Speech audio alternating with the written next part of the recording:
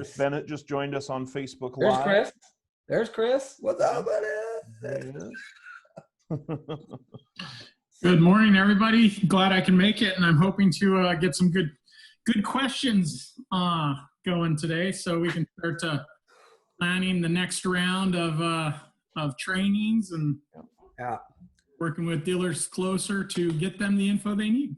Yeah, we have a lot of I think thought-provoking ideas today. It's kind of a big picture, 30,000-foot view. So I didn't want to get too bogged down in any of the, like super details. That's why I'm handing out some, or Matthew's going to hand out for me some handouts that kind of go into deeper detail of, some of the ideas that we just, maybe not have the time to spend time on because this, is sort of a bigger picture view. But I think this will perhaps give some of you guys maybe an opportunity to think about what of the range of topics that we cover are maybe more interesting, and then we can do maybe more drill down sessions in future future webinars. Yep. So it's about 11 o'clock. I think we'll get started here in just a moment. So with that, thank you guys for joining us today. I'm Matthew Palumbo, National Trainer for Audio Control. We've got a handful of people with us today. Obviously, some of us from Audio Control, a lot of you watching from all over the world, which is awesome. Thank you guys for joining us. We do these every week, 11 o'clock Thursdays, Pacific Standard Time. So if you want to join us every Thursday, 11 a.m. Pacific, we do about an hour to an hour and a half training every week, different topic, which is pretty cool. I get asked a lot, how do I watch the ones from the past? I wasn't here last week. I missed the one about the DMRTA, maybe whatever that is. Whichever one you missed, you can watch these even if you missed them. So if you go onto our Facebook page and you go to Audio Control's just main Facebook page, you can scroll down through the Facebook Lives and you can watch the previous Facebook Lives. Facebook automatically records those. We're also working on editing the previous Zoom trainings and putting them into YouTube, so we can just have a library of previous trainings on YouTube. I think that's going to be super valuable for guys that are, maybe new to the industry and you want to show them, hey, here's some videos you can watch to get you up to speed with audio control. Maybe you just missed a week and you want to get caught up, whatever the case may be. So I am working on editing those. I am not a video editing guy, so that's going to take me a little bit of time, but I am working on it. So and then I also have these on a Dropbox folder. So if you are a rep or something and need to share these with your dealers or something like that, feel free to give me an email, shoot me an email, and I can get you the link to the Dropbox folder where all these are stored as far as the raw footage is concerned. So with that, this week we are doing mobile audio system design philosophy. We've got special guest Todd Ramsey with us today.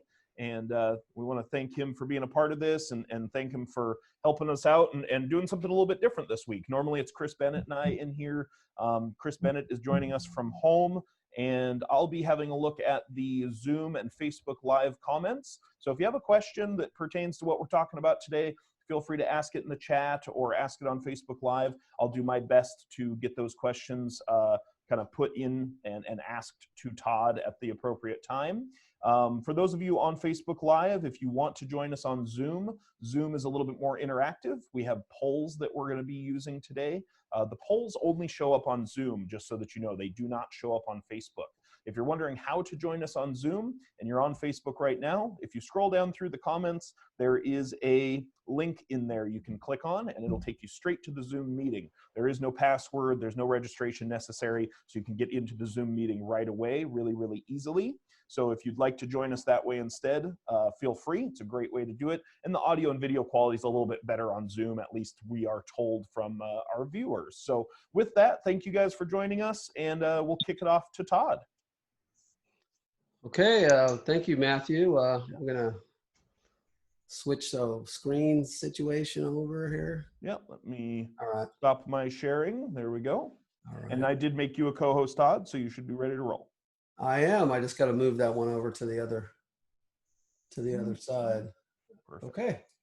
So I got my view of, I got two screens and I got to make sure the presentation is in one screen and all the views and everybody else is in another screen. There Hey, we go. we're all just figuring this stuff out. So There you go. all right, guys. So hey, man, thank you very much for having me on today. I want to talk today about really audio system design philosophies in a very big picture scale. So I'm not going to talk about what to do in this, GM, Sierra truck or this, Cadillac Escalade or this Toyota Camry, but I'm just going to, kind of talk about bigger picture stuff in general cars.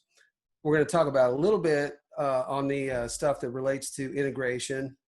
And I, again, have a handout, for that kind of will help at least just, sort of like fill in some of that stuff because we're not going to do a deep dive on that. And then we're going to talk a little bit about some of the other side businesses that many retailers have, which is UTVs, like the Polaris Razor and the Kawasaki Teryx and Can-Am X3 and some of those, off-road vehicles, and then and boats, So I think that fills the gamut of, the range of things that you'll see.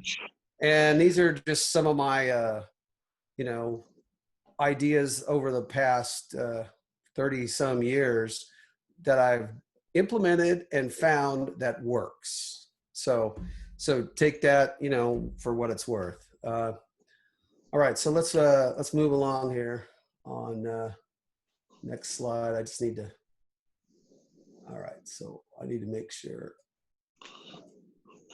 There we go. Okay, there we go.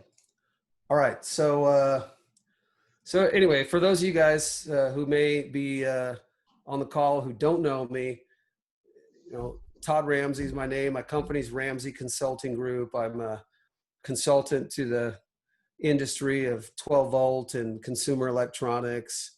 I have an MECP honorary master technician certification. I'm also ASE A6 electronic certified, and my specialty is things that are related to electrical and just vehicle electrical in general,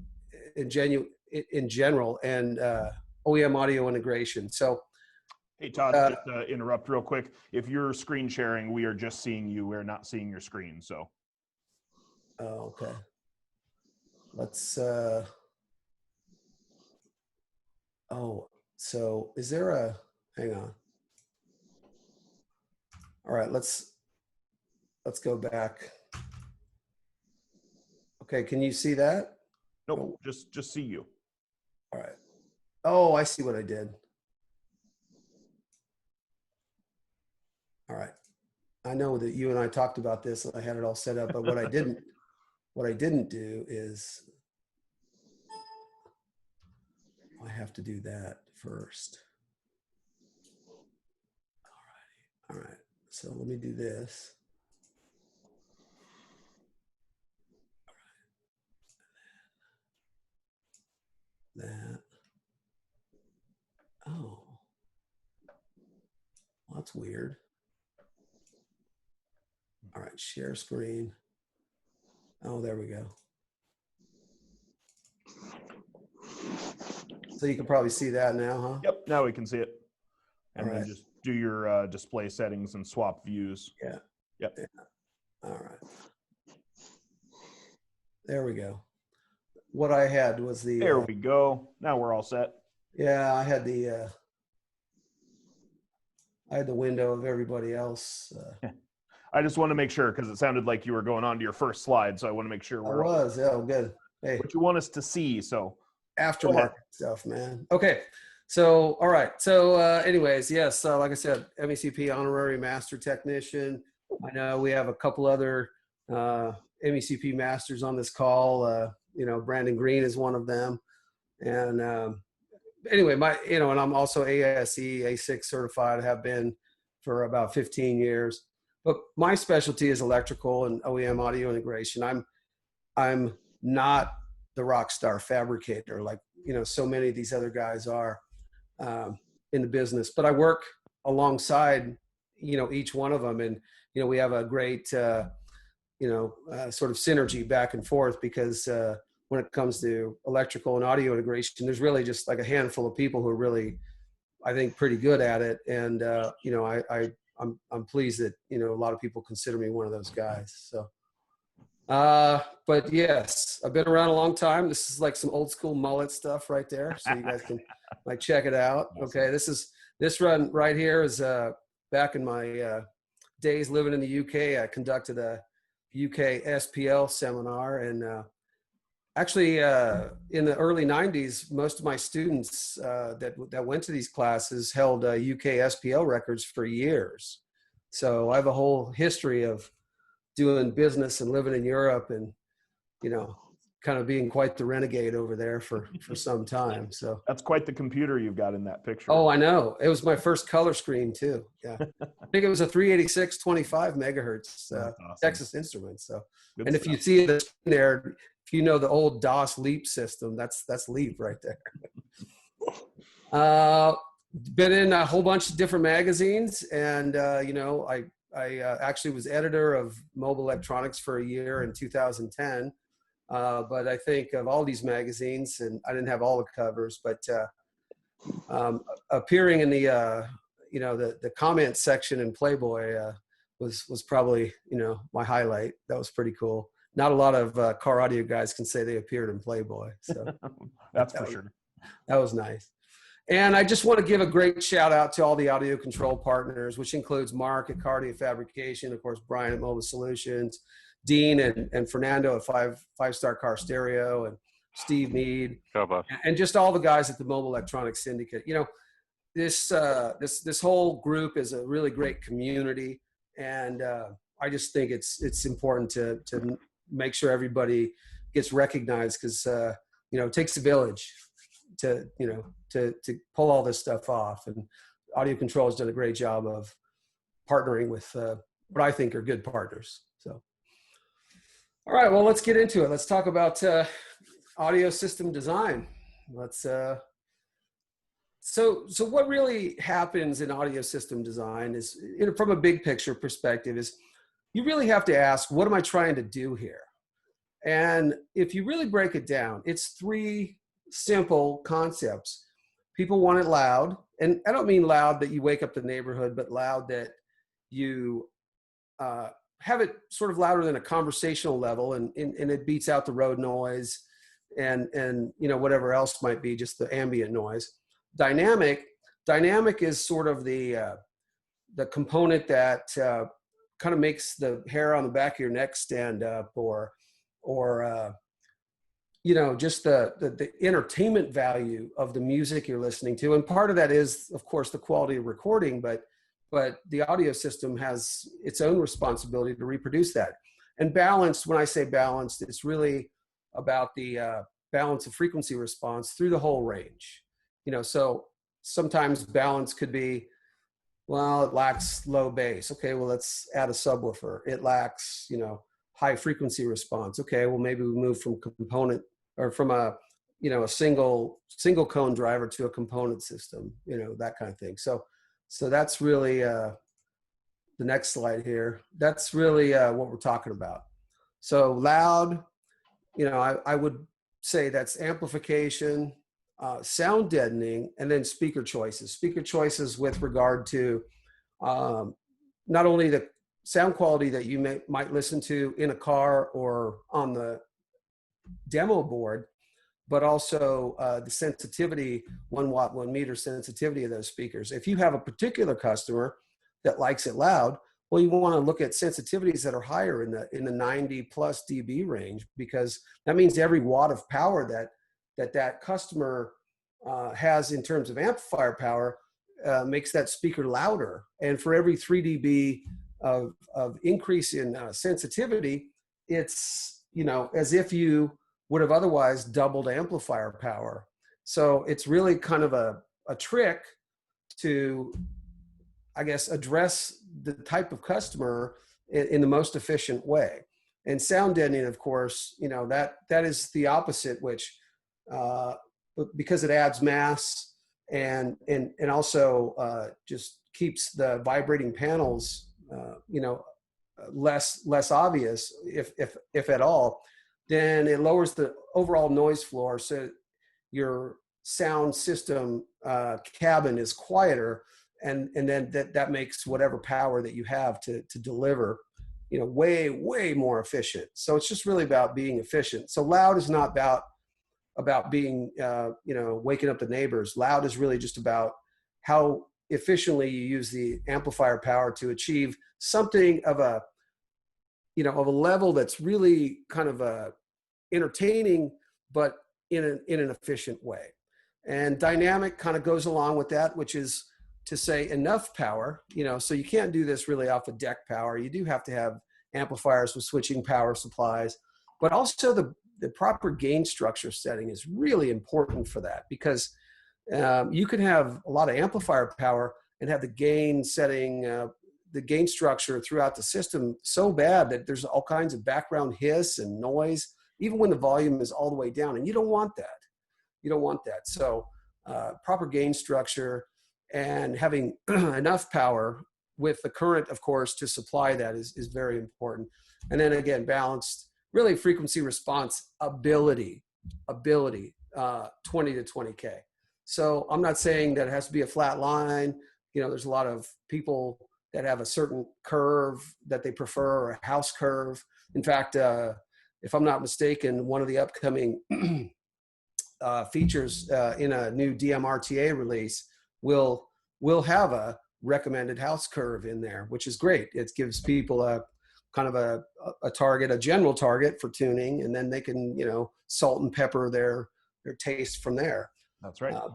But 20 to 20K, the system should be able to do that. And, so many factory systems sometimes don't do it well, at least with a balance. There's a little bit of low bass from some weird subwoofer churning away in the trunk, and then there's some mid-range somewhere, and there's some tweeters, but there's all kinds of, holes and dips and stuff in the whole audio system response, and it just doesn't, it's not great.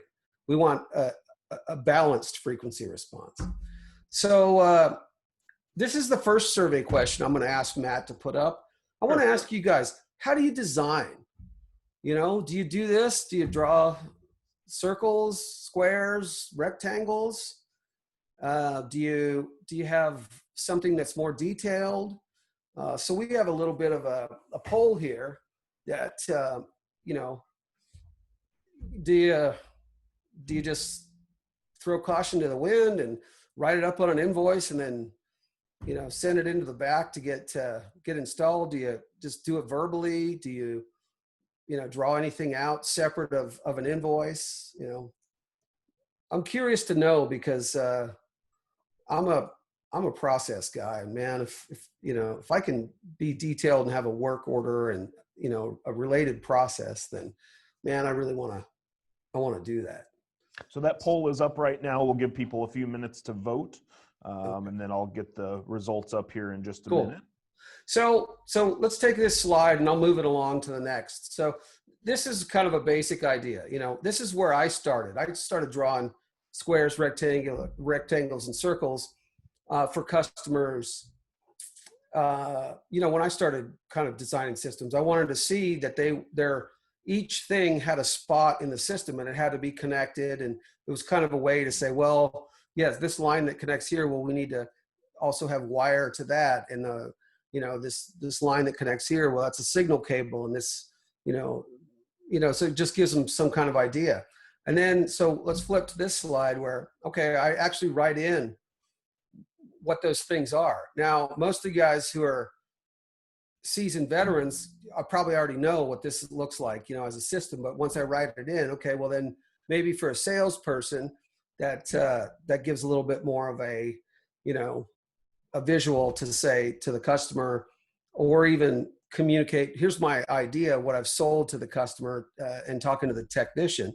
But what about something like this, where you start adding in, all right, well, we've got to have all this, see the invoice, this is going to go in the factory location, sale panel on the door. We're going to put the passive crossovers near the amplifier and run 2 wires in the door. I got a cubic foot and a half vented enclosure and see the whatever file that we have, because I already designed the enclosure in one of the programs, Term Pro or Basebox or whatever, amp rack and spare tire, and we're going to weld it. That's getting, a lot more detailed. So this is another one of my suggestions. I came up with this sheet, probably in 2005, so about 15 years ago, and it still holds true today. And this is actually one of our handouts. So Matthew, if you want to share that audio system design handout with everybody. Yeah. This is just kind of a overview, top view of a car. I've got one for SUVs and some other stuff, but this is, kind of a basic, okay, it's the brand and model number, the location, the details. And the more details that you get in that system design worksheet, that work order, the better that you're going to be able to accurately quote the labor for it, but also there's going to be fewer, miscommunications in regard to what maybe was sold to the customer or promised versus what actually happens. So, for me, more documentation is always better. I think it allows us to sell higher dollar labor, and it just, at the end of the day, avoids miscommunication. So Matthew will attach. Share that right now, and then I'll also get you the results from the poll that we just did here. So, let's check that out. Let's see what the poll is. So this is this one here, this, and there we go. Cool. So I just shared that document to everyone. It shows up in your chat window in case you're not familiar with how that part of it works. In your chat window, you'll see audio system design worksheet. And let's end the poll. And let me go ahead and share the results here. So you should be able to all see those, but 40% were we communicate that verbally, explaining big picture to the customer and going over with the technicians as the job comes into the bay. Yeah. Well, for those 40% who do that, take that worksheet that that Matthew uploaded and see if maybe that helps to, maybe eliminate some of the communication difficulties that I know come from that approach. It's well intended, but listen, I've tried it, and man, I love details and documentation, and this is kind of just an example worksheet, but of course you can develop your own. But well, anyway. How many times in my shop did I have the amplifier go in the trunk instead of under the seat, like the customer and I had discussed, because unfortunately it wasn't written down on the work order, or I forgot to tell the technician, or that's right, I told him but I forgot, or he got it done faster than I could get back into the bay and tell him. That stuff happens all the time. So it's a good idea to have it on paper. Yeah. So for me, that's kind of like one of the primary things in terms of, getting a good system design together is documentation. So let's move on to the next slide, which is, okay, now where do we start? Well, I always start with electrical, and I don't know what everybody else does, but for me, the electrical system in a car is really, kind of your greatest benefit or limitation. You really need to know how much extra, current that the car can supply over what its day-to-day needs are, so that you can then sort of build in, okay, well, the car can support this much current draw for amplifiers with a switching power supply. And then based on that, okay, I'm going to make some choices, in my budget for the amount of power. And then of course, based on the amount of power, I'm going to choose speakers to match. I always prefer to do, for whatever amount of power, unless it's like really, really big, sound quality kind of stuff, which this webinar is really not related to that. This is more kind of everyday stuff. So I like to match the amplifier power's RMS output with very close to the RMS capability of the speakers, so that, if I can, if I have a, especially with subwoofers, I might choose a maybe first or second tier subwoofer in the brand over, a third or fourth tier, because I know that I would be horribly underpowering it otherwise. So something with a smaller voice coil, with an RMS power handling that closely matches my amplifier, I want to be able to drive that thing to full excursion and do the best I can with it, rather than have, some amplifier that can hardly move this big old machine, So, and then of course, budget and space allocations. So in the big question of all this, the alternator is, of course, once the car is running, that's the source of power, not the batteries. So there's so many misnomers of, adding extra batteries and not thinking about the alternator. So this is our survey question number 2, Matthew, if you could put up. Absolutely. I want to know, for retailers out there, how many people, actually do upgraded alternators? I'd be curious to see. I know it doesn't happen in a lot of shops frequently, but some happen. Unfortunately, probably not nearly as often as it should. Well, I think there's a thought process there. Yeah. And so far we've got, about 60%, 55% of the group, 50%, says never, and some are 1 to 2 times. So the way it's trending suggests to me, okay, well, if we're not changing a lot of alternators, then shouldn't we figure out what the factory alternator can do and try and not, go past that, try and not, make extra work for ourselves. And I'm talking about, listen, man, on some of the, especially some of the new European cars, well, some of those alternators are now water cooled, so you can't change those. There's also vehicles that, I don't want to change an alternator on a Ferrari. I don't want to be in that business. So let's figure out how to, as I said on last week's webinar, how to waste less power instead of try and always figure out how to make more. So let's do what we can efficiently, with what we have. So, all right, you guys probably see this. How do I get rid of that? Okay, it goes. So alternators in general, why do they fail? Well, corrosive weather. So if you live on the coast, like I could tell you, Chris Simpson in Hawaii, and any of the guys that are on the Northeast in Boston, and certainly Northern California, probably more so than Southern Cal. If you're coastal, in coastal Oregon and Washington also, yeah, that's the problem. That sea weather is corrosive. Probably Alaska too, so that's a problem of premature failure. Definitely things that are too much of the electrical load.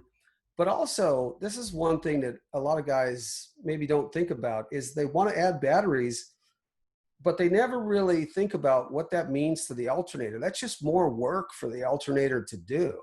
It's more magnetic drag because it creates more current. So, it's more energy to spin the belt in the engine to turn the alternator, and so adding batteries, with just a stock alternator without some kind of isolation, or at least some strategy, is not necessarily a great idea. And any of you who've done that, just randomly added batteries to a car, well, it's not too long for a factory alternator just gives out.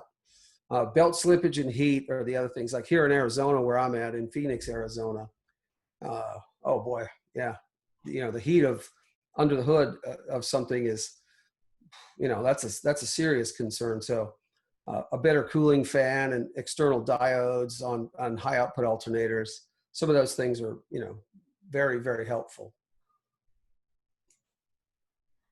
So batteries. Well, why do batteries fail?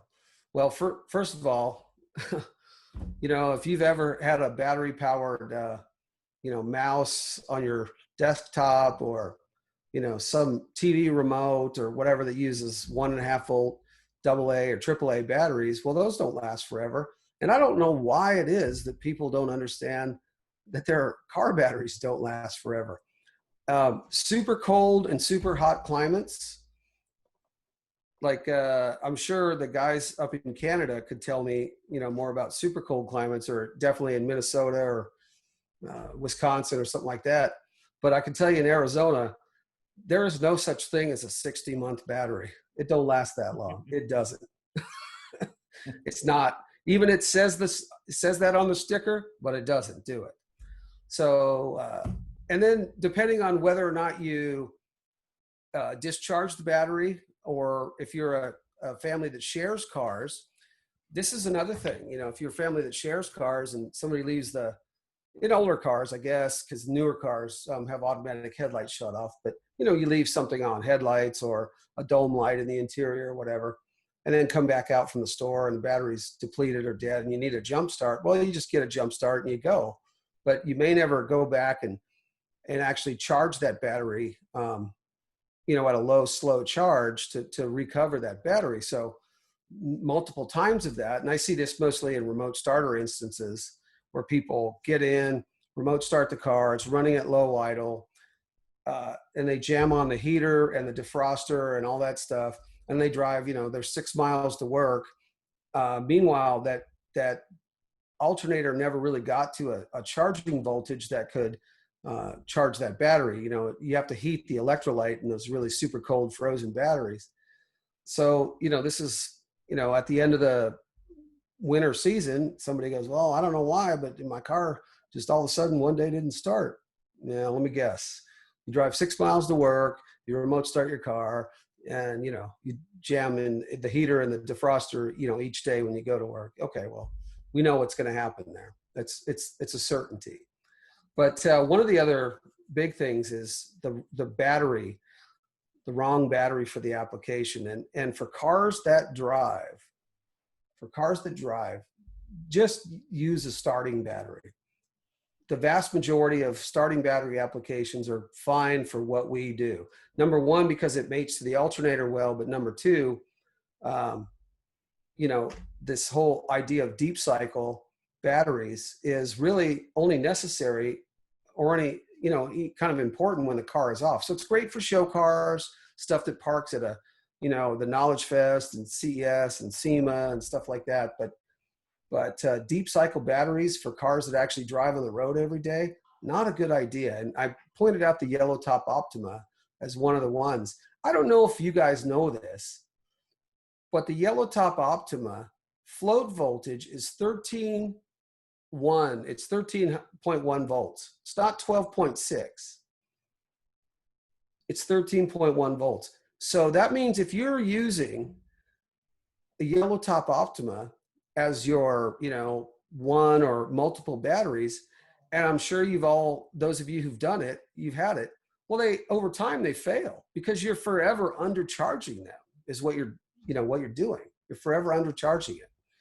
And so I gave the website here if you want to check it out, but this is a quote from the website. But there is a process in here where you guys can raise your hands or, put in the comments if you've used an Optima Yellow Top and eventually been disappointed with, its failure sometime later in the system strategy. Yeah, down at the bottom of your screen, there's a little button that says reactions if you're on Zoom. Okay. And there's a little reactions button there. You guys can give a thumbs up if you are agreeing with what Todd's saying, or feel free to use the chat window as well if you want to actually type a comment. So yeah, I know I have certainly made the mistake of using a Yellow Top under the hood when I was young and uninformed, and did not have great results. Well, it works. It works for a while, but it's just the thing is, it's like forever undercharge. It's like it's the gift that keeps not giving. Unfortunately. So yeah, I was like 16 and thought that was the baddest battery out there. So I saved my money and bought one, and then I was severely disappointed. Yeah, and I should point out for show cars that you're going to plug into a power supply that has 14.8 or 15 volts of output while you're on the show floor. Not a problem. That's a great battery for that application. But for cars that start and drive every day, don't pick that. Pick the red top or pick some other. There's a reason they show the yellow tops on like fire trucks and stuff in their catalog, because that's really what they're for is not running applications like you mentioned. So So leading up to all this, I have a state of health what I call state of health testing procedure that I implement, which uses a simple digital multimeter and this little thing here, which is a Hall effect current clamp that does DC current without having to break the circuit. And you just clamp it around the DC current wires, which could be the charging wire from the alternator, could be the positive battery cable, could even be the negative battery cable, really, because it's all a closed circuit. It really doesn't matter. But it outputs a small low voltage output, and then you set the multimeter on millivolts. And typically the clamp outputs 1 millivolt for every 1 amp measured. So if you have 60 millivolts displayed on the meter, well, then that means it's measuring 60 amps of current through the clamp jaws. So I put this survey question up for survey question 3. I'm curious to know how many of you guys are actually doing some kind of state of health or, charging system test before you actually dig into a big audio system that has amplifiers. Of course, you're not going to do it for head unit replacements, but anything with amplifiers or, some kind of relatively solid current draw, you're going to, of course, do this, or at least that would be a concern. So I'm curious to see how many guys do it. Okay. So we have a lot of bigger systems, it looks like. Yeah, we have a lot of sometimes. Okay.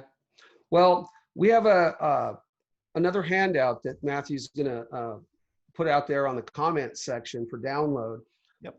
And what I've included, we don't have time to go through each step today, but it's a step-by-step process to, if you have a multimeter and a Hall effect current clamp like that, you can do this procedure yourself. There's some really great microprocessor driven battery testing systems that have little printouts and some of that stuff. Yep. So if you have the ability to use one of those, that's great. But if you don't, then definitely think about just using the tools that you already have in house, which you probably have these tools. And the handout that Matthew's going to post, it's literally a step-by-step process where you can just even write in the values, and it explains the testing procedure. And it also then says toward the end, here's how you reconcile these measurements. Here's what this means. Yep, I just posted that to the chat for those of you on Zoom. You'll see that in the chat Cool. there, and that is all there. Good. Yeah, and that's that's a whole other training I do. But again, the point is these are tools that you already have. So if you do it only sometimes, well, just do it all the time. And gives you an opportunity for those of you who sell batteries. The opportunity for battery sales. But even if you don't sell batteries, man, wouldn't it be nice to know if you have a alternator that's underperforming already before you even do any amplifier installations, or a battery that's not up to snuff, and you just recommend to the customer, okay, well, we have to address this before we can really do our work. Otherwise, once you do the work and there's problems, well, then you own the problem. I was going to say, I can't tell you how many times I wish I would have done some testing like that when I had a customer come back. And, of course, it's always the last person who touched the vehicle. It's always going to be your fault, whatever issue or problem they're currently experiencing, whether that's 2 days later or 2 months later, hell, sometimes even 2 years later. We've all been blamed for something that really wasn't our fault. But, wouldn't it be nice to know up front, like Todd said, hey, you need a battery or an alternator before we can put an amplifier in this car. Yeah. And this, again, based on some of the other why batteries fail procedures, you never know if it's a shared car in a household and the spouse, for example, ran it down a number of times and didn't tell the other, spouse, then you may roll in with a relatively clean, good looking car, but really, okay, well, everything looks okay, but you don't know what that battery's been through. Right. And in the hot or cold climates, that's even more of a possibility. It just seems like it's a value added, service. It's easy to do once you understand, how to use the tools. And again, that worksheet should walk everybody through it pretty clearly. And by the way, that's also available. Let me see. It's in the MECP Advanced Study Guide. if you have that. So it's already, for those of you who have that book, it's familiar to you. But it just seems like a no-brainer to me, and it's high value. And I promise you, probably most of your other retail competitors aren't doing it. Correct. Okay, so let's dip into speakers for a little bit. So without talking about speakers specifically, two-way or three-way components. There's been some good talk about this over time, and more recently, there's been a lot of companies that offer, three-way options. It used to be sort of, I guess, a la carte. Back in the early days, you could just pair a 6.5 and then pick this and pick that and make your own passive crossovers and all that stuff. But sort of more recently, in the last, 10 years, engineered three-way systems that are intended to work together have sort of, been more available.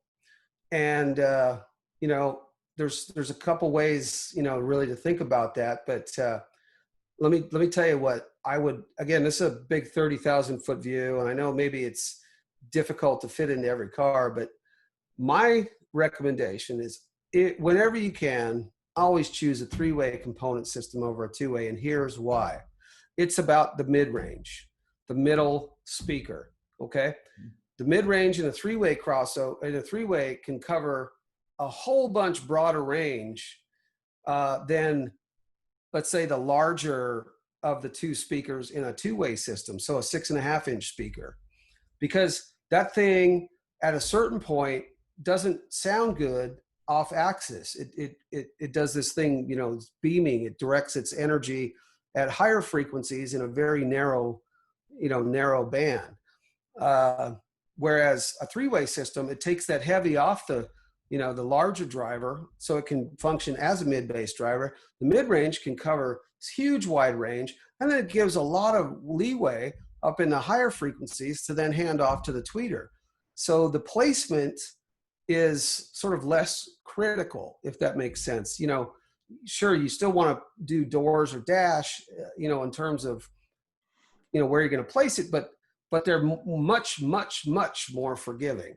So I'm sure, like for you guys who have seen like GM trucks with the, you put a 6.5 in the door and then you put the tweeter in the dash and something just sort of is missing along the way, and that's why. If there's some way that you could do a three-way there and instead put a small mid in the dash and then, figure out where to put that tweeter, A-pillar or sail panel or something like that, you'd have way, way better results. So there's a great article on this bestcaraudio.com, which is also, by the way, a partner of Audio Control. And they did a really kind of nice but simple job of just sort of kind of explaining that. And, go check it out. Anyway, so my recommendation, if you can, three-way components over two-way.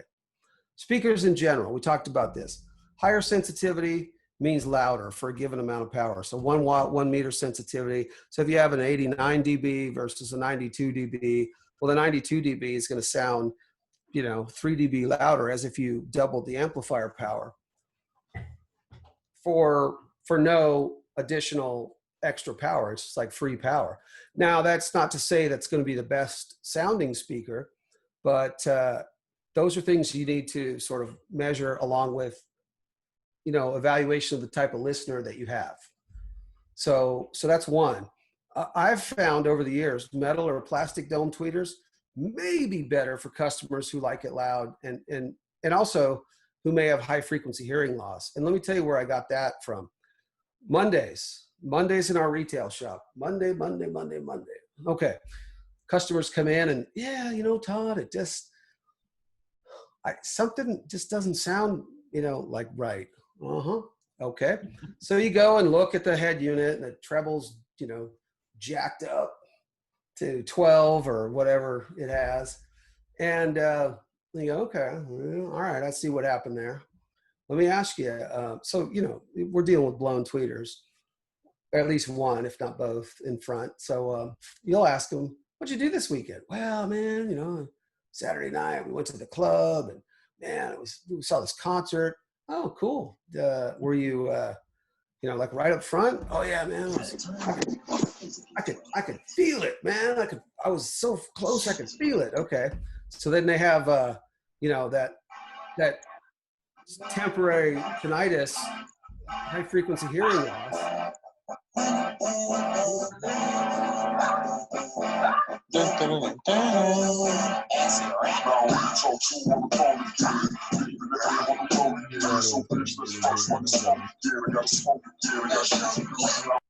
There we go. Oh, did you mute that? Yep.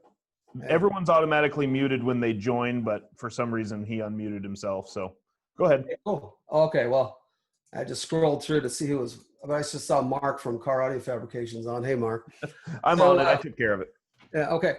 So anyway, yeah, that was Monday, and tweeters blown, treble jacked up. Yeah, I went to the club. I stood in front of the speakers, and then of course, if you've been to concerts, you have a situation where sometimes you leave and your ears are ringing a little bit. That's temporary tinnitus, and then of course, well, if you add any drinking to that, well, then you got alcohol adds a element of high frequency hearing compression. So you add all those things together. Yeah, I had a couple beers, and we were standing next to the speakers. It was awesome. And they go and they get in their car. Well, of course, the treble's not going to nearly be what they want, so they jam up the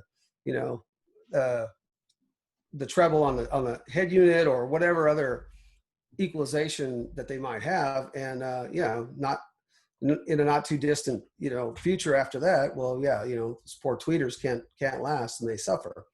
So for those kind of customers, I learned over time, maybe they're a metal or plastic dome tweeter guy, because those happen to be just naturally sort of what works for that kind of listener. Me personally, definitely a soft dome or fabric tweeter guy, but again, it's not what I want, it's what works for that customer.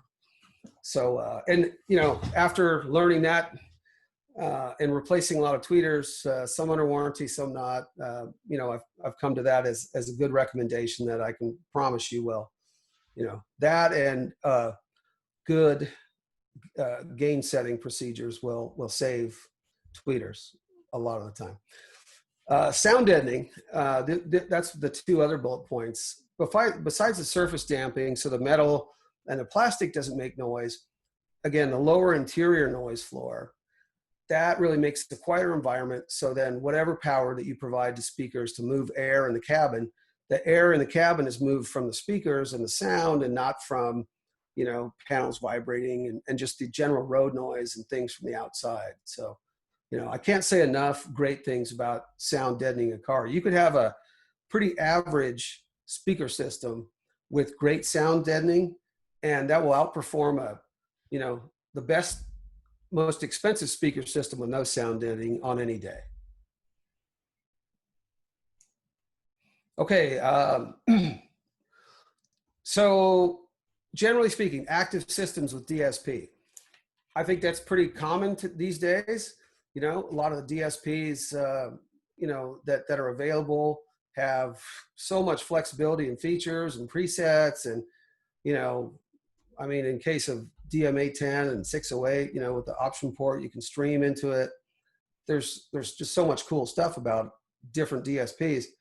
But I'm going to tell you, just always use 24 dB per octave Linkwitz-Riley crossovers, because there's no issue of phase shift in the handoff between those two frequencies, where the crossover might be between a mid-bass and mid-range, or a mid-range and a high-frequency speaker. It's probably less obvious in the subwoofer region, but at the same time, if you don't have to deal with those sort of X factors and variables, then don't. Just always use 24 dB per octave Linkwitz-Riley. I think if you look on some of the other forums like Ken Ward's Educar and some of those, those are pretty common recommendations, but I've done that for a long time. And again, it's just easier. There's few battles I have to fight in the tuning process once you do that. All right. And of course, the DM810 and 608, offer, of course, 24 dB per octave filters. So it's an easy selection in the menu on the tuning app. Okay, here's another one.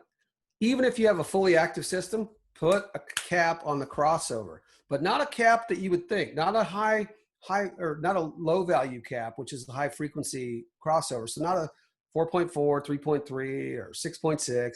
Like do something real low, like 100 or 50 microfarads, because what you're doing is you're just protecting the low frequency energy if something should happen from blowing up the tweeter. And it's well below the high pass crossover point that's in the active setting in the DSP. It's just like a protection circuit. It's, think of it like, insurance.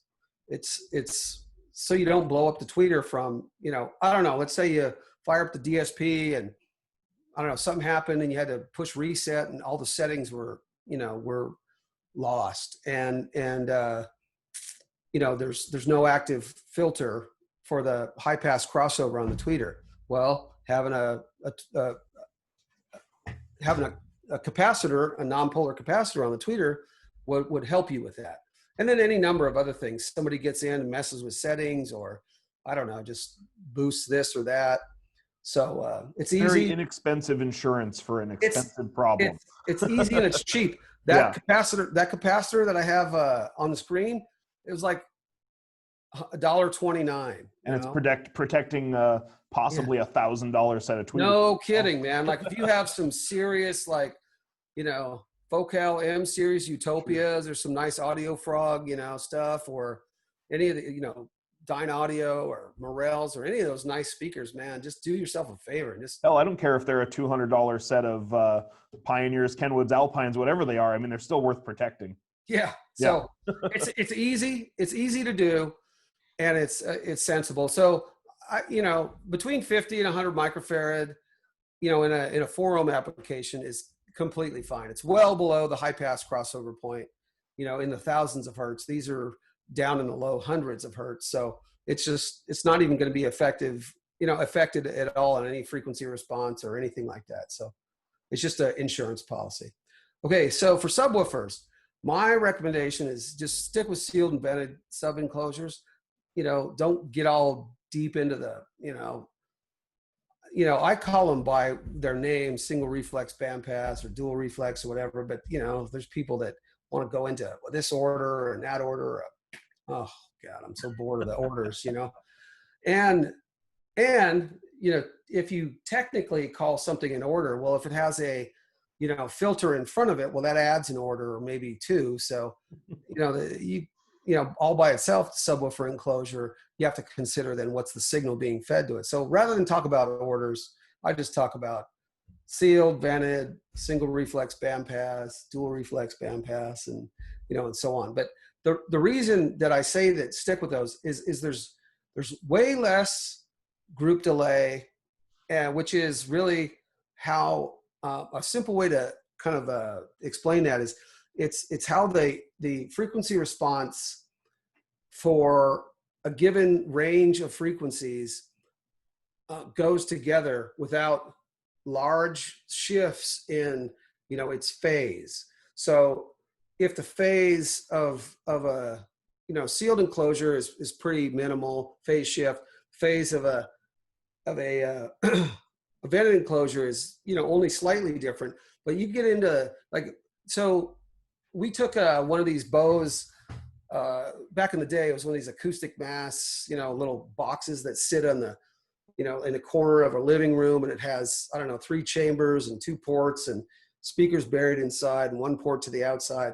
We ran impedance curves on that thing, and man, that had 4 impedance peaks and dips. And so of course, the group delay is going to be all over the place. And that's why if you've ever heard those types of systems, they tend to sound with the next speaker up in the signal chain, they tend to sound like, okay, well, I hear some low bass, and then I hear some, middle of the range frequency response, but there's kind of a big hole in there, and there's something missing. And so with sealed and vented subwoofer enclosures, the blend is always way, way easier. It's just easier to do, and it sounds more natural. and it just sounds better. And if you do it right with, again, 24 dB per octave crossovers on the low pass side, I always recommend a high pass, you know, some people call it subsonic or infrasonic filter, but a high pass filter at the low frequency and, you know, just below the tuning frequency in a vented box to protect the subwoofer. Then you can do like such a great blend that, you know, you could almost make that subwoofer disappear in the car. It might be in the back, but it could sound like it's up front. And that's one of the secrets to getting good upfront bass is simple, but well-designed enclosures. And then I do have this last bullet, which is if you know the vented tuning frequency and you can add a little bit of parametric boost at the tuning frequency, a vented subwoofer enclosure has its highest power handling at tuning, at the vented tuning frequency. So you can jam a whole bunch of power into it at that tuning frequency, and the cone has very little extra movement, but there's a whole bunch of extra output from the port. And, you know, so the benefit of that is like some extra bass reinforcement that really, you know, is to your benefit, especially, you know, we'll have a slide coming up for the boats, but also just in any car where, hey man, I'm using a, you know, small 8 or 10 inch woofer, but I'm doing it in a well-planned vented enclosure, and you really could get that. You'd be really surprised. You could not only get it to sound like it's up front bass, but you could really get that to sound like, you know, you might think it's a much, much bigger subwoofer than it really is. So anyway, that's kind of my take on that stuff. And also, if you're looking at parameters, low Q, low FS, let the VAS fall where it may, if you know the deal small parameters. But lower Q, lower FS tends to, again, sort of to me, of the ones that I've done, sort of sound more natural. And then based on the VAS, that will kind of sometimes dictate the size of the enclosure that you're going to need. But sound quality wise, for blending, low Q, low FS has always been, you know, served me well. Okay, so Matthew and I did this little experiment earlier this week. Before you even install anything, check your equipment for isolation. So one of the tricks, take your digital multimeter as it's shown here on the screen and put it on ohms. I mean, don't put it on continuity because, you know, by the way, continuity, you know, has a range of, you know, about up to about 30 ohms where it'll beep between 0 and 30 ohms. So that doesn't really tell you anything if you hear a beep. What you want to see is an actual number here, and you're hoping for a really high number. So you want to test an amplifier that you're going to use, you know, maybe in an audio system, and check between the left and right RCA shields. Now this isn't super critical that every amplifier has to have this, but it's really beneficial, especially when you're going to use any kind of input on the RCA jacks that might be coming from a factory audio system, which has typically floating ground, you know, or individual signal ground outputs for each for each signal. So this is kind of more important for integration, but just in general, when hooking brand X with brand Y, you know, it's better if your amplifier has isolated inputs.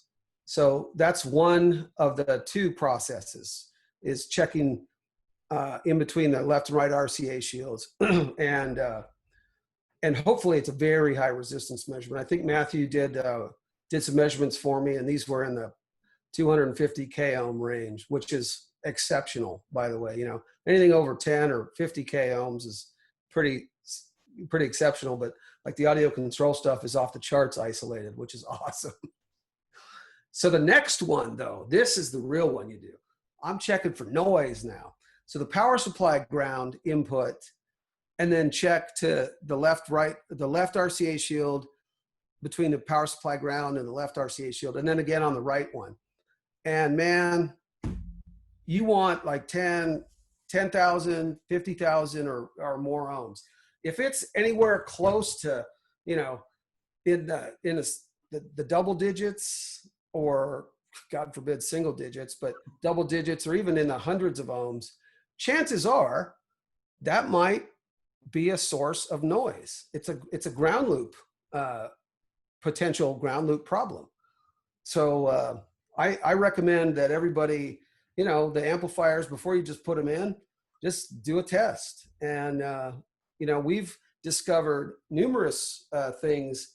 Number one, amplifiers that just were not engineered well, which is to say that, okay, maybe they're built in Asia and they didn't test them in a car, and they never, the engineers never thought of that, because most of those guys ride bikes to work. They don't actually own cars, so that's a situation, because they don't, never thought to check it in a car. And so they didn't have, in their engineering process, maybe some discipline for isolation between power supply, ground, and audio inputs. It just never occurred to them.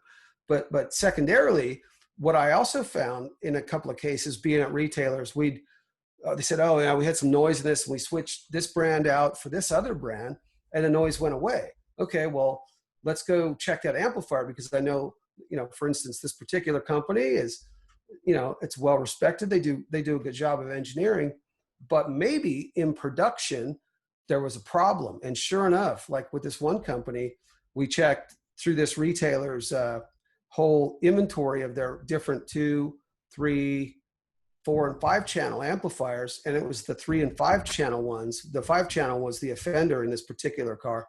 It was the 3 and 5 channel ones that had a problem. It was a production problem. And so we called that to the attention of the manufacturer, and they went, wow, you know what? We would have never known that, because, we've fielded some calls, but, it depends on the head unit. We don't know this brand, and we don't know that brand. So, there's a great way to, start a tech support conversation with the company based on, just some of these measurements, and if it's supposed to be that way, or if that's the way it was, engineered. So trust me, before you put anything in a car, do these tests. And if it's super high resistance in the tens of thousands of kiloohms, like the audio control stuff is, well, if you have noise, it's not going to be from this.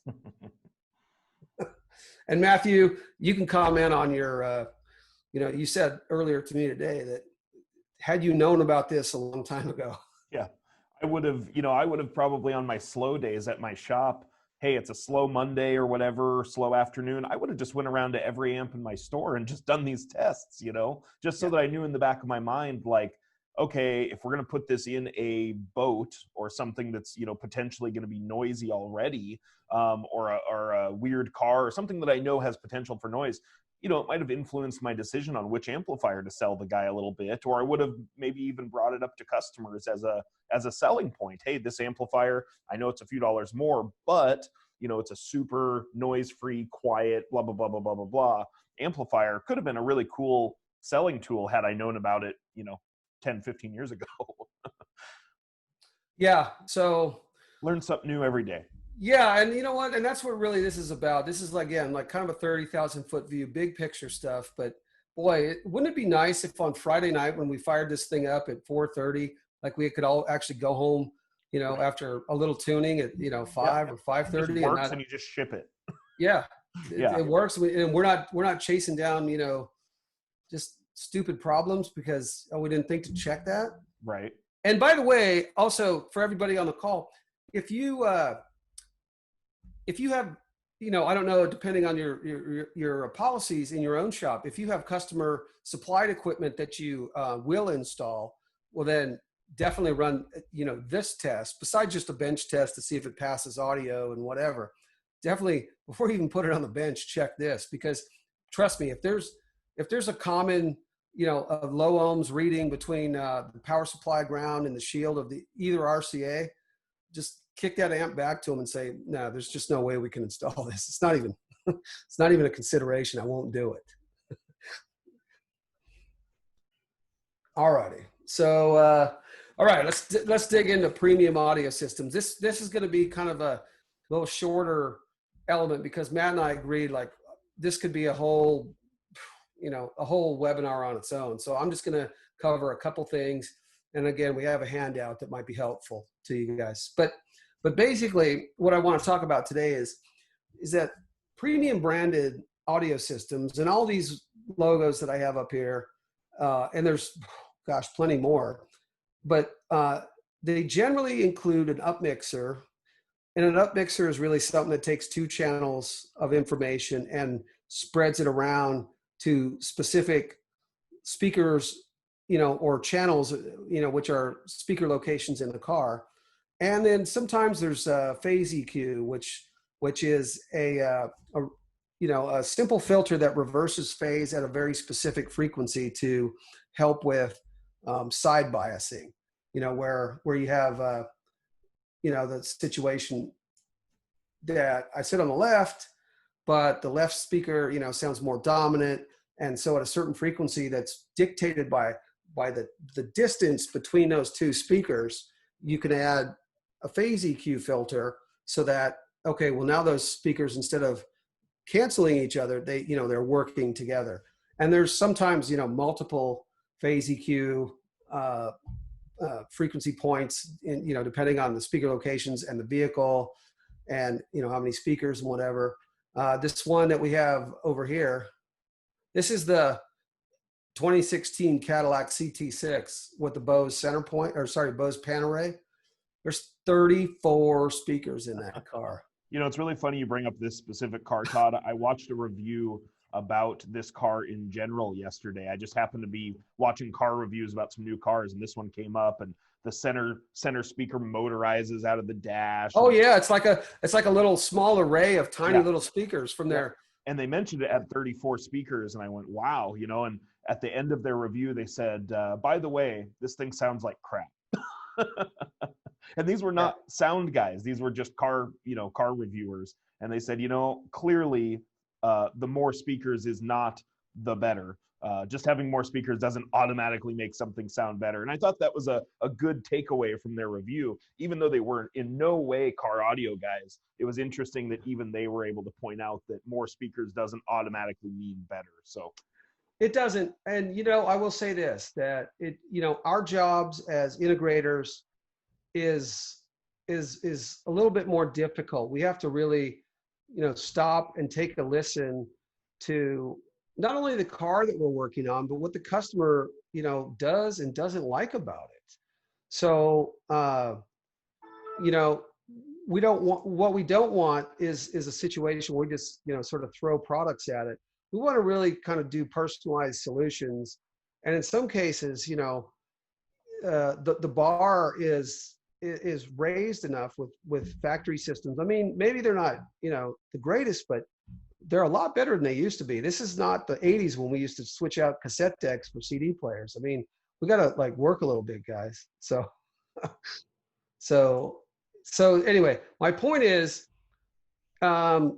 if because of an upmixer and or phase EQ, if a car has pretty good sound in the driver and passenger seat, and I mean not from a frequency response perspective, I mean from just a general, positioning of the sound across the sound stage.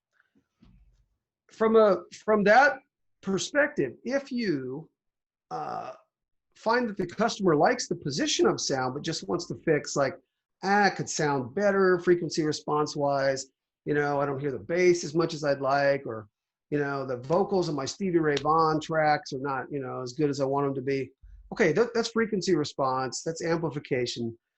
We can fix that with DSP, and we can fix that with, EQ and a DSP. We can fix that with amplification, maybe better speakers and factory locations. But if they like the position of the sound, maybe we don't want to mess with that upmixer, or that phase EQ. So that goes to our next slide, which is, if you have available a vehicle-specific integration solution like a Maestro AR or Nav TV Zen or the Pac-Am Pro, a lot of these have vehicle-specific applications, then you can sort of strip all that away and start from square one as if it was kind of an aftermarket head unit, with a left and right RCA output, But if your customer likes the upmixer, or at least the function of it, well then, okay, then don't undo that, which means that you really don't need to sum channels. You need to pass those channels through into whatever processor and amplifier unaffected, so that you have equalization for each thing, but you're not going to add any time correction. You're not going to add on any crossovers. You're going to use what's already there in the audio system and just work with equalization, passing through to amplification, and leave it at that. I mean, maybe on the subwoofer, you might do a high pass filter for the infrasonic or subsonic, whatever you might want to call that. But other than that, you might want to just leave it alone. So let's see. So now this brings us to our survey question number 4, which Matthew, you can put that up. Up right now. So this is, of course, prior to, our recent COVID-19 situation. But how many of you actually used to go and listen to the vehicle, not in one, but in both seats with the customer? Like sit there and go, okay, let's switch seats. Now you tell me what you like about in this in the passenger seat or the driver's seat. I will say I was always pretty good about going out to the car. I would almost always make the driver or the customer sit in the driver's seat and play it for me. But I will admit, I don't think I ever switched seats. I pretty much always had them sit in the driver's seat and do it that way. So it's a really good point to bring up switching seats. It's something that I never really gave a whole lot of thought to at the time, but makes a lot of sense. It is. So, I'm, so never, rarely, that seems to make up at least almost half our camp. And of course, only if the customer can't articulate. So if they don't know the words to use, oh boy, guys, I got one for you, man. Back in the day when I was writing some marketing materials for this company, and they had just some, copywriter writing stuff, and, thankfully they chose me to punch it up a little bit. But yeah, you can't say that the tweeter sparkles. I'm sorry, that's just not a good. That's just not a good word. That's not articulating what it does, So okay, so it looks like, but anyway, that. So the majority, with except, so 75% seem to sometimes do it or never, or, my suggestion is, figure out a way. I don't exactly know the new way that we're all going to approach this in retail, but I'd figure out a way where, I don't know, maybe wear a mask and you just, spray each other down with some, hand sanitizer or whatever, and you just get in and, kind of breathe the other direction. But you should at least get your customer's take on this. So like I said, again, if you lose the factory up mixer, but these are the big questions, right? So is there a full range signal? And or is there a adapter available like the Nav TV Zen or, Pack Amp Pro or something? And then of course, do I want to use that? If the signal isn't full range, let's say there's multiple bandwidth limited channels, especially if there's an upmixer or phase EQ, well, can I sum or not? So that's one thing. What's the signal voltage? So we need to know the signal voltage, because so many of today's OEM amplifiers have switching, well, if not switching power supplies, something that is boosting the voltage over, the usual BTL outputs, which would be swinging in between 0 and 12 volts. But, like I measured, there's an Aston Martin, I tell the story of the Aston Martin amplifier I measured that was 20 some volts out on the subwoofer channel. Okay, well, not going to hang an LOC onto that, man, use an LC2I, and then of course, the signal polarity when going to connect the inputs. So you don't connect, one input backwards and you're going out of polarity, exactly reverse, right into a speaker level input in a processor or something, and having cancellation essentially like right on the input. So knowing the polarity of the channels as you bring that factory signal in is super important. But Matthew, if you want to send out that last worksheet, yep, I have a worksheet that is it right now. Yeah, so that worksheet is really, it's just kind of a look and listen thing. Like get in a car, listen to some familiar music, sit in both seats, kind of identify the position of where the sounds are coming from, and draw some circles, and then identify some other stuff about it. Is there a center speaker? If there is, chances are it could be an up mixer, but some cars only use a center speaker for their effects. If it's not an up mixer, just some kind of other DSP effects. Some cars, the center speaker really only works on Bluetooth and navigation prompts, for example. But you should check that stuff. And if it has sound features, are those defeatable? And those are all just things to think about. And again, we could dive way deeper into this OEM audio stuff, but I just want to provide this worksheet for you guys to be able to, at the very least, just have the initial evaluation and maybe have a conversation with the customer. I think a lot of guys just don't quite know what to listen for or what they're looking for. We tell them to listen and look when they pull a vehicle in the bay, but they don't necessarily know what it is they're supposed to be listening and looking for. So I think that's pretty valuable. So thanks for providing that. Yeah. All right, so moving on, guys. So UTVs.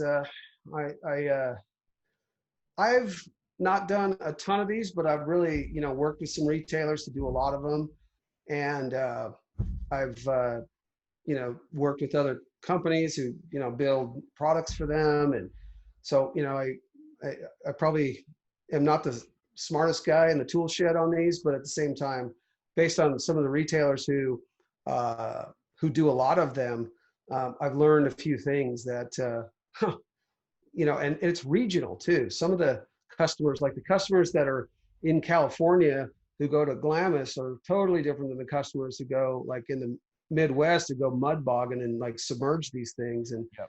It's just crazy. It's just like, the culture is all over the place. But one thing, definitely survives in all these kind of customers is that, the audio systems they put in these, man, this is like their jukebox, while they're rolling, but it's also at camp when they park the thing. So some of my suggestions revolve around that. So if you do add dual batteries, if you add a second battery to these, which a lot of people do, and this is, again, another survey question we have coming up, definitely consider how you isolate it. And I like this. It's a PAC 200 high current relay. It's the easiest way to do it. You put one terminal. The large terminals, of course, join the batteries, but the smaller terminals are power and ground, and you just switch it on with the ignition so that it joins the batteries on ignition and separates them when the ignition's off. But I found a lot of people who go out with these UTVs. They have a toy hauler / camper, and that typically has a generator, and so they can, in the evening when they're running the generator for the lights and the cooking and whatnot, plug their other battery in to charge overnight, or at least partially overnight, with the generator output, so that while they're sitting around at camp and and playing the audio system in the evenings, or whenever the vehicle's off, they're they're kind of using it like like a huge Bluetooth speaker, yep. Essentially. Yep. So rather than trying to tax the original battery, I've just found if you're going to add a battery to these, this is and again, because of the lifestyle, many of them have a generator in the camper and can charge that way. So that's a good suggestion for those customers. I also found another cool, if you really do want to like upgrade the charging system, these vehicles don't have an alternator, a traditional alternator. They use a stator, which is the same kind of setup as like motorcycles use, so Harleys, and when you put audio systems on those kind of vehicles, same situation, not an alternator but a stator. I found this company called RM Stator, and they they produced this really cool direct fit dual stator, dual voltage regulator fit that it's about $500, and it's, to me, well worth it if you're putting a big audio system in there. But it's rated at the same amount of output as the original, but because it's dual windings on the stator and uses dual voltage regulators, it basically cuts the work in half for each set of windings and for each regulator. So it doesn't heat up as fast. You know, the current stays more, you know, consistent, and it's a bolt-in option. You don't need to, you know, necessarily use a bigger housing on the outside for, you know, like a larger stator pack or anything like that. So just something I found. I thought, you know, price is reasonable. It's easy to install, whether, you know, that person, your customer, is a do-it-yourselfer, or, you know, you could have it installed at whatever place that services it.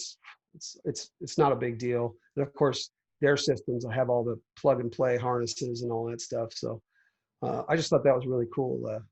Cool setup if you wanted to, you know, have something that was a little bit more reliable on your UTV.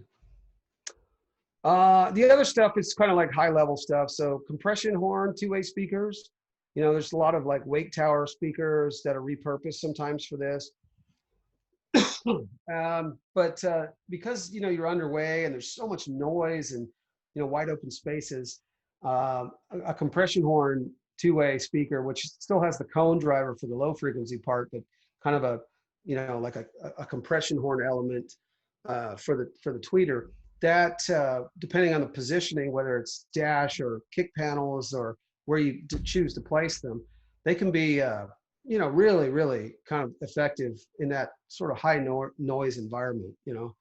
And this isn't a place where we want to put a lot of sound deadening in there and all that stuff, because it's only going to add weight and make the vehicle slower. So it's kind of a different situation. Definitely the small full range Class D amplifiers, and you want to have IPX ratings, you know, because the size, reliability, the current draw, minimal, all those things are great. And I always suggest mount the electronics as high up as practical. So maybe not in the overhead cage. I mean, I know that there's some sort of roof systems that have speakers up there and all that, but definitely not on the floor, because, man, some of these guys, they seriously drive through puddles and, you know, lakes, and, you know, there's water coming in, you know, up to the seat level. Sometimes they submerge them. So you don't want to have any electronics on the floor. Yeah. You know, other than that, you know, I guess, you know, it's different regionally for each type of UTV owners, but these are things I've found that worked. And, you know, again, it's kind of a high level view. I know that guys who do a lot of them probably, you know, could suggest a whole bunch of great suggestions, but you know, these are kind of just sort of big picture stuff. Okay, let's move on to boats. Oh man, who doesn't love a boat? I love boats. I love the lake, boats. For those of you guys who are not familiar, you know, I live in Arizona in Phoenix, but we have the very famous Lake Havasu, and that's our nearby big lake, you know, for vacations. And my wife and I owned a boat for 10 years, and yeah, we went out to Havasu, and let me tell you, you think you got a nice boat, go out to Havasu, and you get your lunch eaten by, you know, people all day long who have a bigger, better, longer, faster, louder boat. Just when you thought you were cool, somebody shows you how not cool you are. Well, so here's how I was able to, you know, sort of like be a little bit cool is, you know, it's 110 or 15 or 120 degrees out. Everybody's parked in the channel by the London Bridge, and just, you know, up, you know, their boats are sort of parked, you know, up on the sides of the channel in the sand. And, you know, it's kind of like a little street where boats cruise through, and everybody's cranking it up. And in my boat, the audio system, I built it to be efficient, but also not heavy current draw, and, you know, play all day. And damn if it didn't happen, like time after time in that heat, people's boats would be shutting down, the batteries would die or the amps would overheat or whatever, and mine's still playing, man. I'd let my buddies go, hey man, you could work the volume control. We had a separate volume on the transom and separate controller that showed the track and all that stuff, as far as then connected to the head unit in the front. Whatever, man, you just crank it up, do what you want, try and break it. And man, our system never shut down. So some of these design. Yeah. So some of these suggestions are, sort of from that experience. So in this particular case where I'm not necessarily a UTV owner, I can tell you what worked in boats, and I can tell you mine never shut down. It was always the last system playing. And isn't that what you want? It is. So first thing, DSP is actually a great tool in boats. Nobody talks about it, but it is awesome. And I know this because, by accident, we found this out. My buddy actually put one in his boat, and it's like, man, Eric, man, the boat sounds awesome. And, we get up and walk around, and it sounded really, balanced from every position. Mm-hmm. And it wasn't, and damn if he's like, oh yeah, I bought this, XYZ brand DSP, and no shit. Well, okay. So I can tell you now, having done enough DSPs in boats, and my buddy, if he's still on here, let's see if Sobney's still on here. Oh yeah, I can't tell now. Yeah, he is. Okay, so my buddy Sobney in Turkey, he's got super high net worth clients, and I've actually, shipped him DSPs to use on those boats where the customer just like, hey, but I need more. It's got to sound better. And damn if it doesn't work, man, it works great. So, and with the audio control stuff with the DM810 and 608, because you can do the Bluetooth dongle, well, then you can stream audio in there too. So,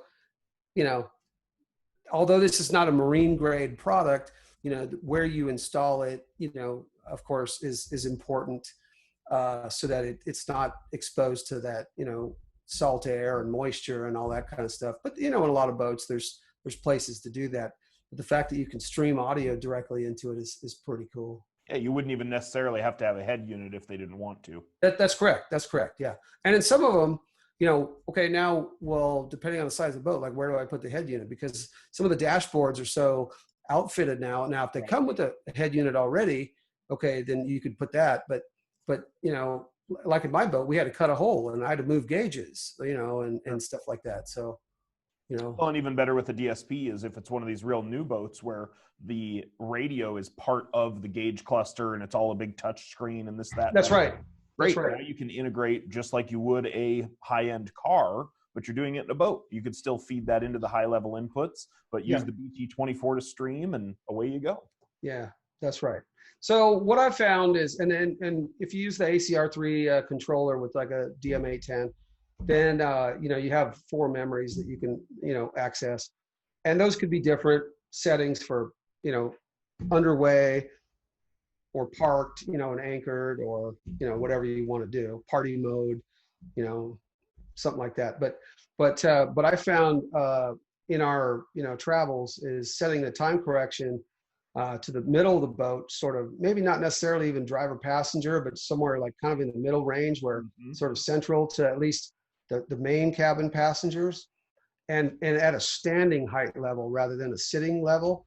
It really does, you'd be surprised. It's great. It's good under, even underway, but definitely like while you're parked and anchored and like walking around the boat, it's like awesome, man. It's like you're in a dance club or something. And trust me when I tell you, man, girls in bikinis, you want them to be happy when they're, on the boat.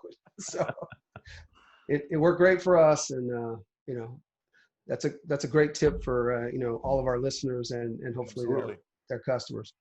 Subwoofers, as far forward as you can put them, at least in the driver, in the passenger cabin. Now, my boat, this is the picture of my boat.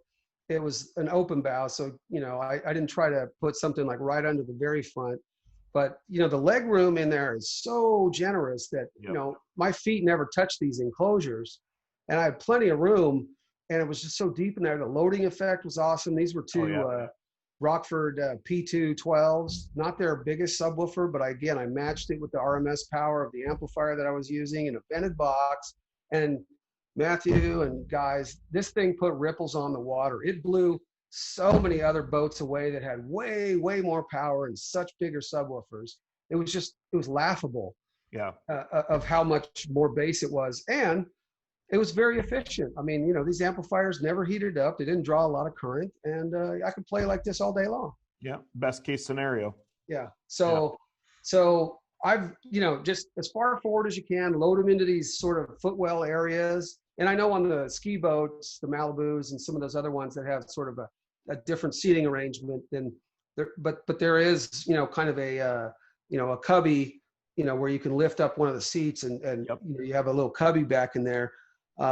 It's just a way that, you want to make sure that cone can somehow vent to the outside. So it's not all contained, like behind a barrier, like a seat or something like that. But yeah, it was, this was good stuff, man. These were good times. So I found that it's better to place speakers throughout to have the even distribution of sound. And oh, by the way, you can, Matthew, put up that last survey. Yep. This is a kind of a situation as far as the, the wakeboard tower speakers. Some people, I mean, definitely on these wakeboard boats, that's the reason they go to the lake. And I know that that's very popular. We had a term, like in my boat, we were more floaters than boaters. We like to go and drive, like cruise around the lake and then, find our spot and anchor and hang out. Yep. But I know that a lot of people do the, have wakeboard towers and do wakeboarding, and they're more, active. And so I have a different, the next slide, we'll talk about that. But I was just curious about how many people, sort of have wakeboard tower boat customers, because, it's an obvious place to put speakers. It's just how you handle it. So for me, like I said, it's better to place speakers throughout. So I would have, some up front, some in the middle, some in the back, and try and put them, higher up, as far as, just sort of closer to a listener, within reason, because, that's just less that the speaker output has to travel to get to a listener's ear. So somebody could have, some semblance of sound, especially when you're underway and, sound's just kind of flying out of the boat. But also one of the tips I thought that helped out was higher sensitivity speakers. So when you're looking at different speakers, of course, marine grade speakers are great consideration wise for the UV and the splash and all that stuff. But check into just the sensitivity of them, because again, for 3 dB of a gain in sensitivity, it's like essentially doubling the amplifier power for the same amount of output. So why not take that power where you can get it, So what do we do here? Okay, well, so it's about split among everybody. As far as I know that when I was still retailing, I felt like I was having more and more customers coming and asking for tower speakers because their buddy had them, or because they saw a boat that had them and it was loud, and it wasn't necessarily that they wakeboarded or that they needed them. It was just, hey, this is an easy way to add some speakers onto my boat without cutting. Yeah, and there is a lot of, show off related. Oh, totally. Yeah. I actually had one guy that had me do little short tower cans, and I aimed them down into the boat. They were not for behind the boat at all. They were just for more sound, and it was a little bit ridiculous, but it did work. Yeah. Well, again, so like we talked about earlier in the presentation, my customers with putting a cap on the tweeters, the same weekend customers that like to go to the club and get back in their car and have a couple beers. Well, that's definitely the boat customer, man. So all those same rules apply, But I found that for those, wakeboard tower speakers and then the interior speakers, it's great to be able to, sort of crank everything up at once. But especially it seems like the ladies sometimes just don't like, like in your face, big audio all the time. So you can sort of, I guess, balance that if you have a separate zone control between the interior speakers and the tower speakers. And that could be any number of things. Or again, like with a DSP, one of the advantages, you could set presets for, everything all at once, or attenuate the tower speakers and leave the interior speakers at normal volume, or vice versa. So if you have a skier and you want to, hear the conversation, somebody says, hey, the skier down, and you want to hear that in the boat, but meanwhile you want to blast the towers and let the skier have fun. Those are all things that you can load in the preset. So that's just I found that those, given a customer those kind of variables is it's helpful, and they appreciate that. Because ultimately, again, I've been a boater, and I know that those are helpful things. Again, what I like all the time is not necessarily what my passengers or guests always like. Yeah. So I like to have the ability to sort of vary those options. And then of course just as far as amplifiers, like oh, sorry, did I say APX? Oh man, that's terrible. I should say ACX. I'm so bad. Anyways, ACX amplifiers, the ones that you guys highlighted last week. Yep.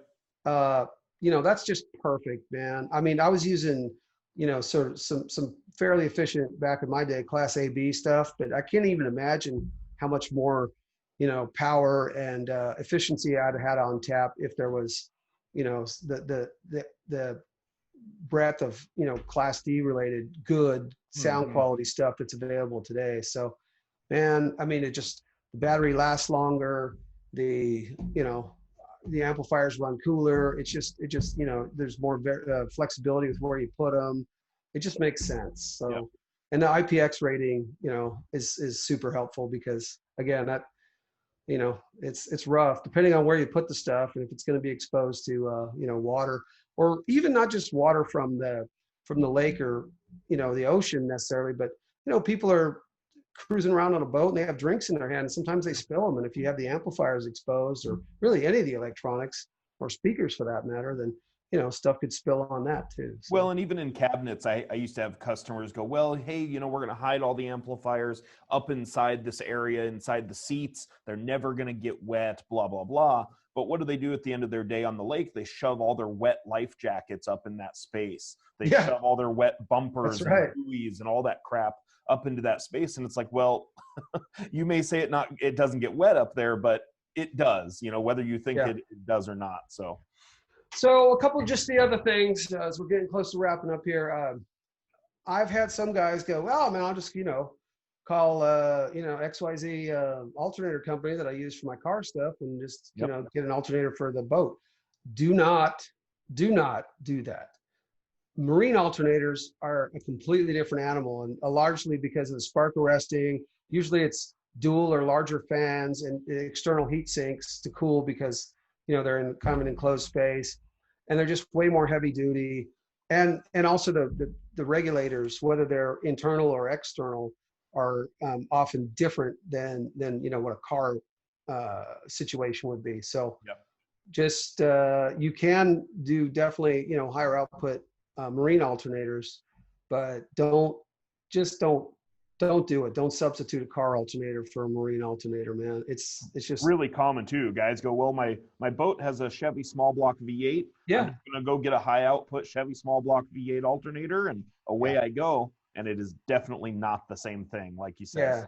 So my suggestion is, look into it. I know I've checked, some of the sites in West Marine kind of, suggest like, well, you could, but don't do it. Don't do it, man. Like marine alternator all the way, no question. And, so if you're going to serve your customer well, either find one for them or, advise them to, get something that's marine grade.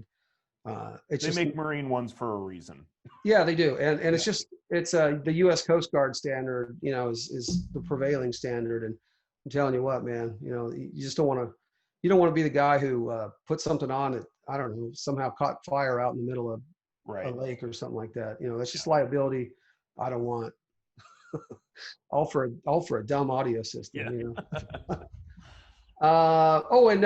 This is a great website, the CP performance.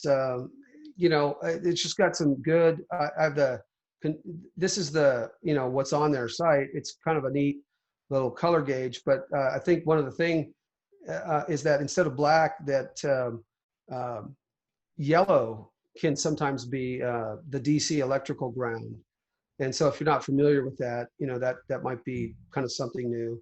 I know some of the companies who do marine audio wiring do provide like red and yellow instead of red and black, but the typical marine wiring has the tin copper to be able to connect into certain points. So if you're using just whatever wire, as long as you tin the leads and you're connecting them into like the amplifier inputs of, let's say, like an audio control amplifier or something like that, or whatever other speaker output plugs that you have on something like that, or just wire to wire connections, solder the leads and heat shrink tubing or some high quality electrical tape like JK tapes or Tessa or something like that. And I always liked the marine heat shrink that has the little glue seep. Yeah.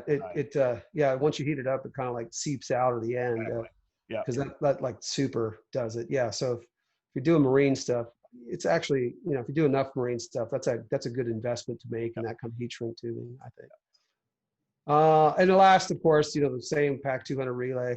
I always isolate the audio battery so that no matter what, even if God forbid we drive it dead, it's never going to affect our starting situation. So that same PAC 200 amp relay is good. I know that there's other manual switches like that, it's called a Perco switch. But if you want to keep it simple, where they're always joined during charging, and they're separated when the ignition's off. This is a kind of great way to wire around that kind of situation where the customer doesn't have to remember to turn the switch to battery 1, battery 2, or both, or off. Which is important because, as you mentioned, a lot of times boating and recreation like that go hand in hand with some partying, and they don't always remember to flip that manual switch. That's right. So it's best to have things automatic when possible. Right. I'm reducing the amount of work I'm asking the customer to do. Yeah. We'll just make it automatic for them. There you go. All right. So we've come to the end of our presentation. I'm happy to take any questions now from anybody and I guess we could scroll through what other stuff we have. See if I was keeping an eye on the chat and keeping an eye on the Facebook Live stuff. There really wasn't any direct questions, Todd. If anybody has any now, feel free to type them into the chat window on Zoom or type them into Facebook Live if you're on Facebook. Otherwise, for those of you that missed the handouts, I will post those to Facebook as well when this is all done. That way, if you were with us on Facebook, you can certainly grab it there. And I'll have, if you're on Zoom, you can scroll back through the chat window and you can download the PDFs that way as well if you're with us on Zoom. Otherwise, if you have any questions, feel free to ask them now. Yeah, if you got any questions, but some of these topics, I think are a great introduction to like do deeper dives on some other things, especially the OEM audio integration stuff. That's one we could spend all day on, really. So any feedback that you have or questions, for that related stuff is certainly okay. And if you come up with something later, you can just email Matt or myself. I put my email address again in the beginning. It's todd@ramseyconsultinggroup.com. So in the Zoom chat, there was a question about how would you connect the 100 microfarad 100 volt capacitor across the positive and negative of the tweeter? Not across, no, in line with either positive or negative. It really doesn't matter. But there you go. We traditionally put it on the positive lead, but it really doesn't matter. But not across, not between the terminals, just in line, with one or the other. Traditionally, it's on the positive side.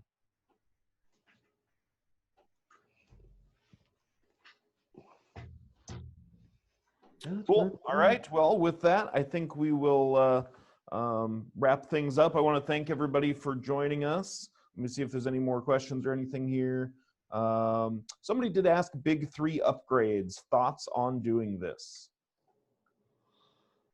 Okay, so big 3, which is typically the ground from the battery to the body, the ground from the battery to the frame, and the ground from the alternator or the engine block to to the battery. I think that's always a good move to do that, and that's true with a boat. That's true with a car. But anytime, for example, let's say you're using garden hose size 1/8 gauge wire and run to the back of the vehicle, and then you ground, with similar size wire somewhere in the back of the vehicle. Well, then you hope that the whole frame rail or chassis conductivity up to the front is similar. But then when it gets to the front of the vehicle, what's connecting to the to the battery itself.